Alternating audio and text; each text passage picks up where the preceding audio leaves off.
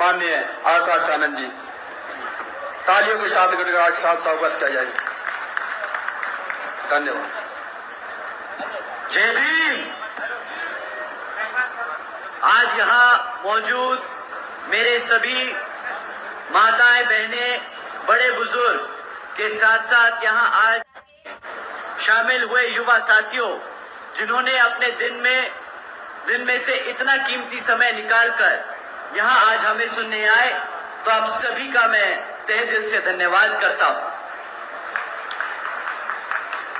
और आज इस विशाल जनसभा को सफल बनाने के लिए जो हमारे बसपा और एनएलओ के सभी छोटे बड़े पदाधिकारी एवं नेतागण और हमारे मूवमेंट की जान, हमारे मेहनतकश कार्यकर्ताओं ने जो मेहनत की है, तो आप सभी का भी मैं तहे दिल से आभार प्रकट करता हूं।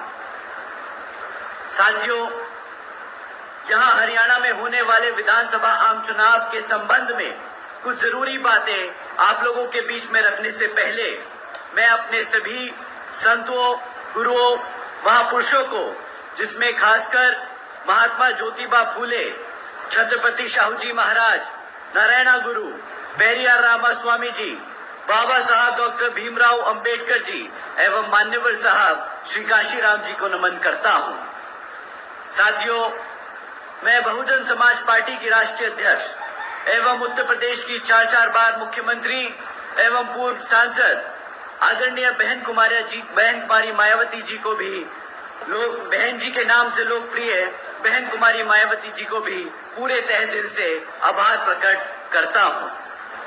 साथियों, जिन्होंने अपनी पूरी जिंदगी बामसेफ, DS4 व BSP के जन्मदाता एवं संस्थापक मान्यवर साहब श्री काशीराम जी के बताए हुए रास्ते पर चलकर परम पूज्य बाबा साहब डॉक्टर भीमराव अंबेडकर जी के मानवतावादी व आत्मसम्मान एवं स्वाभिमान मूवमेंट के कारवा को अपने आजीवन त्याग, तपस्या व कड़े संघर्ष के जरिए नई राजनीतिक ऊर्जा, शक्ति व पहचान दी है तथा उत्तर प्रदेश जैसे विशाल व महत्वपूर्ण राज्य में 4 बार अपनी पार्टी BSP के नेतृत्व में सरकार बनाकर खासकर बहुजन समाज के लिए एक ऐसी मिसाल बन गई हैं, जिनसे प्रेरणा लेकर करोड़ों लोग यहाँ हरियाणा में भी सामाजिक परिवर्तन व आर्थिक तरक्की के मिशनरी कार्य से जुड़ चुके हैं। इतना ही नहीं, बल्कि मैं खुद भी उनके इस नेतृत्व से प्रभावित होकर BSP के मूवमेंट से जुड़ चुका हूं और उनके पद चिन्हों पर चलकर इस मिशनरी दायित्व, कर्तव्य व फर्ज को अपनी आखिरी सांस तक निभाने की पूरी कोशिश करता रहूंगा। साथियों, मैं हमारे alliance partner Indian National Lok Dal INLD के संस्थापक व पूर्व उप प्रधानमंत्री श्री चौधरी देवीलाल जी को तहे दिल से नमन करता हूं। साथ ही साथ INLD के राष्ट्रीय अध्यक्ष श्री ओम प्रकाश चौटाला जी और आज हम सबके बीच में मौजूद NLO के महासचिव, राष्ट्रीय महासचिव और हमारे गठबंधन की ओर से हरियाणा प्रदेश के मुख्यमंत्री के उम्मीदवार श्री अभय सिंह चौटाला जी का भी मैं तहे दिल से स्वागत और आभार प्रकट करता हूं। साथियों, पिछले 10 साल में यहाँ हरियाणा में BJP की सरकार चल रही है और अब जब चुनाव सर पर है तो BJP के लोग आप लोगों के बीच में आकर आपसे आपका वोट मांगने का काम करने वाले हैं। परंतु साथियों, इस बारी आप सब लोगों को वोट डालने से पहले इनसे कुछ जरूरी मुद्दों पर सवाल करने होंगे। साथियों, मैं आप लोगों से जाति और धर्म के आधार पर सवाल करने को नहीं कहूंगा। मैं आप लोगों से कहूंगा कि आप इनसे सवाल करें शिक्षा पे, रोजगार पे और यहाँ की आसमान छूती हुई महंगाई पे। तो साथियों, आप लोगों को शिक्षा के आधार पे क्या सवाल पूछने हैं। साथियों, पिछले 10 सालों में भाजपा की सरकार के चलते हुए यहाँ सरकार ने 5000 से ज्यादा प्राइमरी स्कूलों को बंद कर दिया है। एक तरफ पढ़ने के वाले बच्चों की संख्या बढ़ती जा रही है दिन पे दिन और दूसरी तरफ ये सरकार प्राइमरी स्कूल्स बंद करती आ रही है। इतना ही नहीं साथियों, यहाँ आज 2200 सरकारी सीनियर स्कूलों में आज 2200 सरकारी सीनियर स्कूल्स में 1000 से ज्यादा स्कूलों में प्रिंसिपल्स तक नहीं है। साथियों, जब आपके बच्चों के स्कूलों में स्कूल बंद कर दिए जाएंगे और जब बचे हुए स्कूलों में पढ़ाने के लिए शिक्षक नहीं होंगे, तो आप ही बताइए कि क्या ये हमारे बच्चों के भविष्य से खिलवाड़ नहीं तो क्या है। साथियों, बीजेपी के शासन के दौरान शिक्षा के नाम पर सिर्फ आए दिन पेपर लीक की खबरें सुनने को मिलती रही हैं। साथियों, ऐसा कोई सरकारी डिपार्टमेंट नहीं बचा जिसकी भर्ती की परीक्षा के पेपर लीक ना हुए। साथियों, हकीकत तो ये है कि बीजेपी की हो या कांग्रेस की, ये दोनों ही पार्टियां हमारे बच्चों के भविष्य से खिलवाड़ करने में एक दूसरे से एक कदम आगे ही चलती आई हैं। एक ने सरकार में रहकर हमारे बच्चों के स्कूल बंद किए, तो दूसरी ने विपक्ष में बैठकर इन पर एक बार भी इस मुद्दे पर उनको घेरने का काम नहीं किया। तो अब आप ही बताइए साथियों कि इनमें से कोई भी पार्टी को हक है क्या सत्ता में बैठने का? आप ही बताइए, क्या हक है इन लोगों को आपके साथ सत्ता में बैठने का? तो साथियों, अब आने वाले लोकसभा चुनाव में, आने वाले विधानसभा आम चुनाव में आप लोगों को हाथी और आईने वाले चुनाव चिन्ह के सामने वाला बटन दबाकर यहाँ श्री अभय सिंह चौटाला जी को मुख्यमंत्री बनाकर अपने बच्चों के भविष्य को सुरक्षित करने का काम करना है। साथियों, एक तरफ बीजेपी और कांग्रेस की सरकार आपके बच्चों के स्कूल बंद कर रही है, तो दूसरी तरफ हमारी जिस नीतियों पे ये सरकार चलती आई है, तो दूसरी तरफ आदरणीय बहन कुमारी मायावती जी की एक दूसरी तरीके की नीति है, जिसके तहत चलकर यूपी में बीएसपी की सरकार ने सावित्रीबाई फुले बालिका आशीर्वाद योजना चलाई थी, जिसके तहत 7 लाख से ज्यादा बच्चियों को 12वीं तक की शिक्षा प्राप्त करने हेतु बहन जी ने 600 करोड़ रुपए की धनराशि इन बच्चों पे खर्ची थी। इतना ही नहीं साथियों, आदरणीय बहन जी के शासनकाल में यूपी में 6 engineering colleges, 2 homeopathic colleges, 24 polytechnic colleges, 2 paramedical और 6 यूनिवर्सिटीज के साथ साथ 200 से अधिक इंटर और डिग्री कॉलेजेस, 100 से अधिक ITIs, 550 से ज्यादा हाई स्कूल्स और 5,500 से ज्यादा प्राइमरी स्कूल्स बनाने का काम किया गया।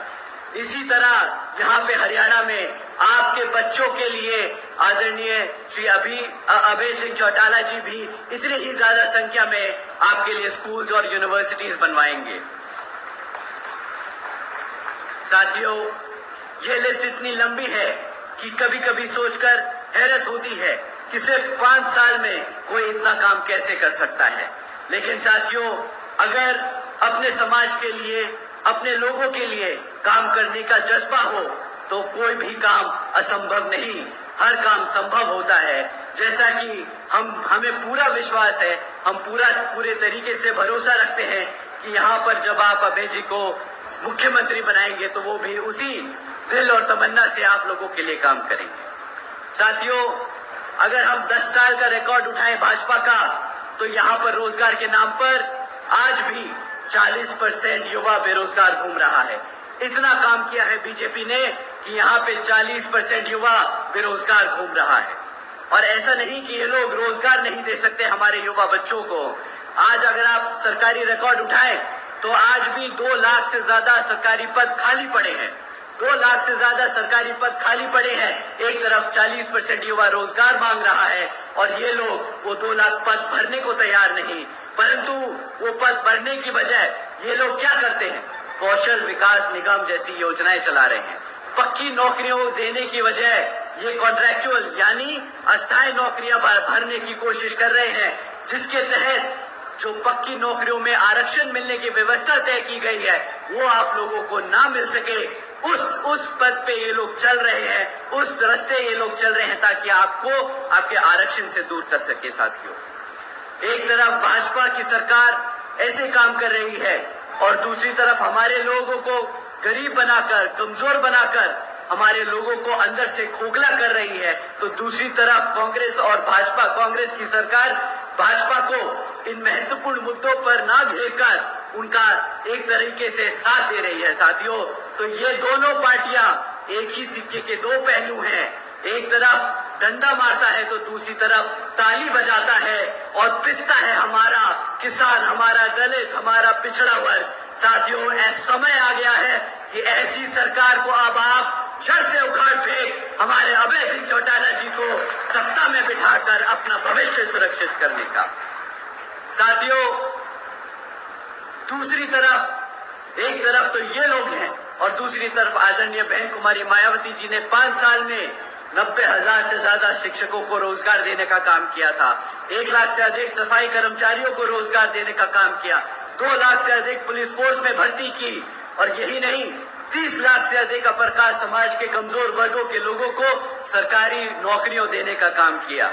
साथियों, यही नहीं बल्कि बहन जी के शासनकाल के दौरान बसपा की सरकार ने कृषि एवं संबंधित कार्यों में मिनिमम वेज को 55 रुपए से बढ़ाकर 100 रुपए प्रतिदिन किया था और हमारे पिछड़े वर्ग की क्रीमी लेयर की वार्षिक आय को 3 लाख रुपए से बढ़ाकर 5 लाख रुपए करने का काम किया।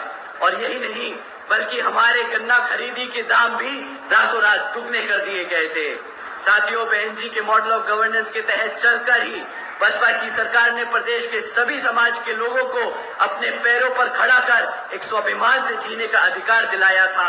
जिस तरीके से यहाँ पर अभय सिंह चौटाला जी मुख्यमंत्री बनकर आप सभी वर्गों के लोगों का पूरा ध्यान रखकर आपको स्वाभिमान से जीने का अधिकार दिलाएंगे। साथियों, बात महंगाई की करें तो इनकी सिर्फ एक ही स्कीम आप लोगों के सामने रखना चाहूंगा। भाजपा की सरकार के चलते हुए आज ये लोग बोलते हैं कि हमने मुफ्त में राशन देने का काम किया है। तो साथियों, आज वो कहते हैं कि वो 80 करोड़ से ज्यादा जनता को मुफ्त में राशन देने का काम करेंगे। केंद्र और हरियाणा की भाजपा सरकार बड़े चौड़कर बोलती है, अरे मित्रों, आज बीजेपी की सरकार 80 करोड़ से ज्यादा देशवासियों को मुफ्त में राशन देने का काम कर रही है। परंतु ये नहीं समझ आता इन लोगों को कि अगर 80 करोड़ से ज्यादा लोगों को आप मुफ्त में राशन देने का काम कर रहे हो तो मतलब आपने उन 80 करोड़ की जनता को गरीबी में धकेलने का काम किया है। परंतु साथियों, अगर ये लोग अपना वादा पूरा करते जो 2014 में किया था कि 2 करोड़ सालाना नौकरी देने का, तो इन्हें शायद ये मुफ्त में राशन देना नहीं पड़ता। ये तो बात दूर, मुफ्त में राशन देकर ये जो टैक्स पेयर्स का साल का 2 लाख करोड़ रुपया इस राशन पे खर्चने वाले हैं, वो भी आप लोगों की जेब से निकलने वाला है। साथियों, वो भी आपकी जेब से निकलने वाला है। एक तरफ ये लोग आपको टैक्स के माध्यम से चूसते हैं, दूसरी तरफ वो टैक्स का पैसा राशन पे उड़ाते हैं। अगर ये पैसा रोजगार जनरेट करने में करते तो साथियों, आज यहाँ पर 2 लाख पद भरने के साथ साथ ये यहाँ पर 20 लाख रोजगार भी दे सकते थे। परंतु इन्होंने वो काम कुछ नहीं किए। इन्होंने बस आप लोगों का ध्यान भटकाने के लिए मुफ्त में राशन देने का काम किया है। साथियों, इन्हीं कुछ जरूरी बातों के साथ मैं आप सभी से, इन्हीं कुछ जरूरी बातों के साथ आप सभी लोगों से मेरी व खासकर आदरणीय बहन कुमारी मायावती जी की ये विशेष अपील है कि इस विधानसभा आम चुनाव में आप सभी लोग हर मोर्चे पर सावधान रहें। आपका वोट बहुत कीमती है। आपका कोई वोट खरीद ना पाए, आपका वोट कोई लूट ना पाए, आपका वोट पढ़ने से रह ना जाए। साथियों, जाति, बिरादरी, धन बल, मंदिर, मस्जिद या किसी भी भावना आदि के नाम पर कोई स्वार्थी अपने जाल में फंसाकर आपके वोट का दुरुपयोग न कर ले, क्योंकि देश के हर महिला, पुरुष व युवा को वोट का अधिकार यहाँ परम पूज्य बाबा साहब डॉक्टर भीमराव अंबेडकर जी की अति महत्वपूर्ण देन है। साथियों, मैं आप सभी लोगों से ये खास अपील करता हूँ कि अपने यहाँ जिन जिन क्षेत्रों में बीएसपी और एनएलओ के विधानसभा उम्मीदवार चुनाव लड़ रहे हैं, तो उन्हें आप लोग वोटिंग मशीन पर बसपा का हाथी चुनाव चिन्ह और एनएलओ का चश्मा चुनाव चिन्ह के सामने वाला बटन दबाकर यहाँ पर भारी मतों से जिताकर और अभय सिंह चौटाला जी को मुख्यमंत्री बनाने का काम करें। और साथ में अब अंत में मैं अपनी बात खत्म करने से पहले आप सभी लोगों का एक बार दोबारा से दिल से धन्यवाद करता हूं कि आप सब आज यहाँ इतनी बड़ी संख्या में मौजूद हुए हमें सुनने के लिए। जय भीम, जय भारत।